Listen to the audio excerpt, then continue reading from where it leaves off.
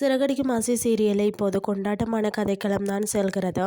அழுகையும் சண்டையும் பிரச்சனையுமாக முத்துமீனா திருமணம் நடந்தது. அதே போல் ரவி ஸ்ருதி திருமணமும் பதற்றத்துடன் யாருக்குமே தெரியாமல் கோவிலில் தான் நடந்தது. தற்போது ரசிகர்கள் கொண்டாடும் இந்த இரண்டு ஜோடிக்கு பெற்றோர்கள் உறவினர்கள் முன்னிலையில் படு ஜோலியாக திருமணம் நடந்தது. அதற்கான கொண்டாட்டங்கள் கடந்த நேற்றில் இருந்தே எபிசோடில் காட்டப்பட்டு வருகிறது. இன்றைய எபிசோடில் ஆட்டம் பாட்டம் கொண்டாட்டம் என அனைவருமே இருக்க அதனை கெடுக்கக்கூடிய வகையில் ஒருவர் என்ட்ரி கொடுக்கிறார்.